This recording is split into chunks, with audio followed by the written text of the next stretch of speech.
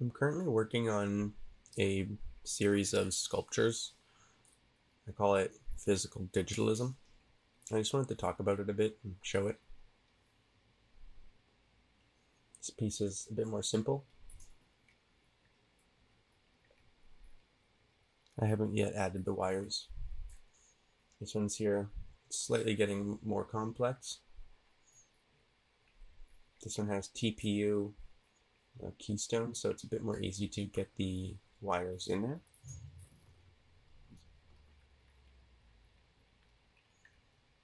This one is still kind of a small form factor. It's 10 by 10 by 1 inches as far as the steel is concerned. Obviously the wires do add quite a bit of three-dimensional depth off the wall.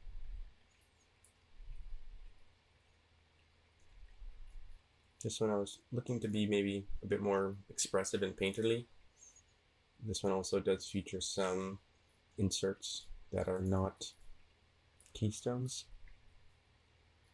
I wanted to kind of incorporate some text in this one.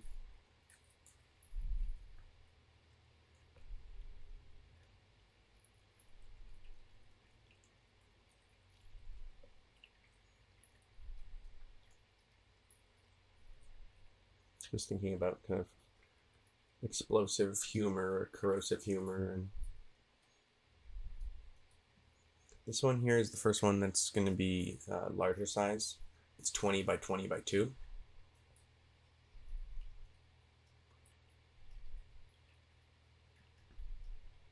This one was cut with a Waterjet.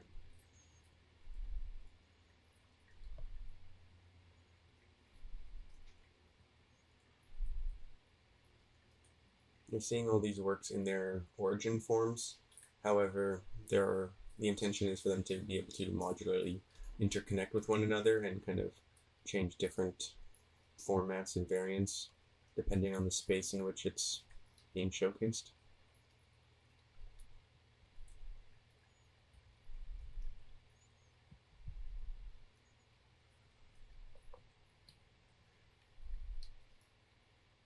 This one I was looking to express more about the actual material qualities of what I was working with rather than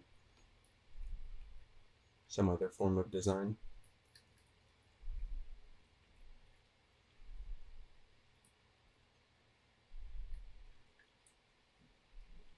This is another larger piece which is currently in process.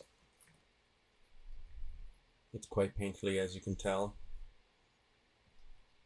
The layout from this piece was taken as an abstract kind of version of a digital environment, and this painting recreates that digital environment within the abstracted layout of the 3D keystone slots, if you will. This is one of my early prototypes. Unfortunately, due to using a handheld plasma cutter during these ones, the material ended up warping quite a bit. On top of that, these original prototypes required quite a bit of 3D modeling work when it came to creating each individual keystones, as you can see here.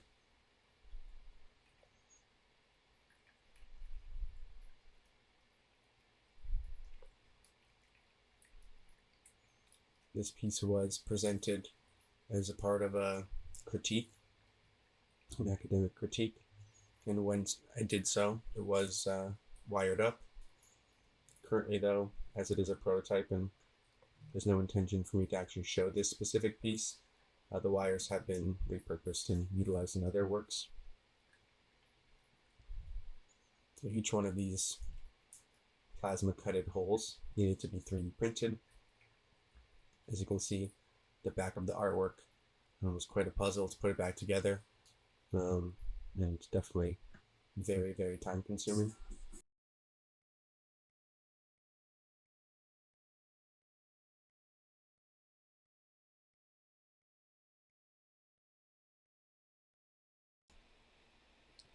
For these part of the keystones, I use both PLA and TPU. to get both the kind of structural integrity across the expanses, but also to get the kind of fluidity of the wires actually going into the keystone itself. TPU is something that I haven't quite been able to figure out successfully how to print with it yet, as you can see in this following clip, but I am currently working on these prototypes, as I do believe they will improve the artwork going forward. The PLA is quite stiff, as you can see. The TPU is definitely better, but I just can never get the print quality to be where I need it to be. I do believe I have a solution for printing TPU in the future. However, it's currently in this state.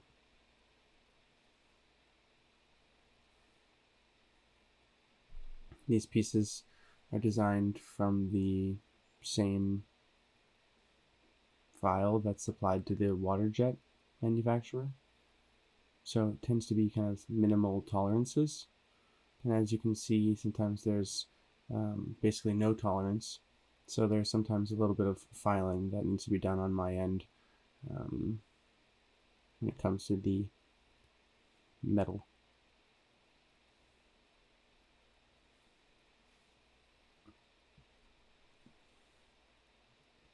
When it comes to the construction of the wires, it's quite a standard process. I do use bespoke components, but you could definitely use off-the-shelf parts as well. I feel like it's a lot more cost-effective to make your own, and also a lot more fun. This is a large piece of paracord that fits really nicely over the Cat 5e.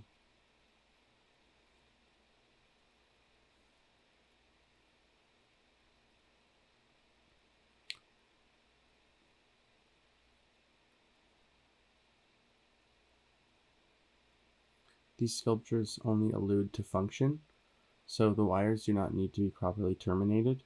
However, for the artistic kind of meaning behind some of the works, it does make sense if the wires are properly terminated and are functional but not functioning. So depending on what the work requires, I either use properly terminated wires when it comes to the standards of Cat 5e cabling, and sometimes I don't. It just depends.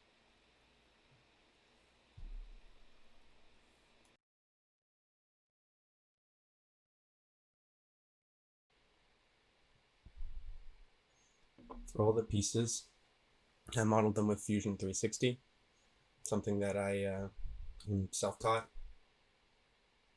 I likely do not use this software in the way that you're supposed to, but I do it in a way that works for me. As you can see there on the sketches, that's the file which was provided to the water jetting facility. And then I can also import that into Fusion 360 and use that to kind of base my models around. Nowadays, I try to design the works with multiple versions of the same type of piece, just to kind of reduce as far as time spent. However, for most artworks, there are going to be at least one, if not two, more kind of unique elements, and those will need to be created individually for each piece. And then when I supplement that alongside the kind of standardized singular mounts that I have, I can basically create any layout that I want.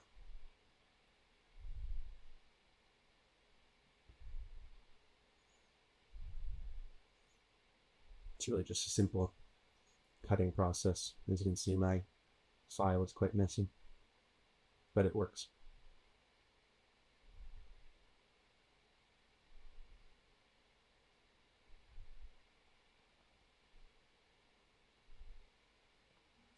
Now, this is the most complicated file by far, as you saw previously. Each one of these components needed to be very accurately and meticulously modeled individually, just because of the sketchy nature of the handheld plasma cutting. This piece in particular, this prototype, did receive acclaim as far as the artistic expression or the kind of painterly quality that it contains. However, I frankly reject that, and I look to explore sculptures which are more robotic and lack maybe human expression. Thank you very much for watching.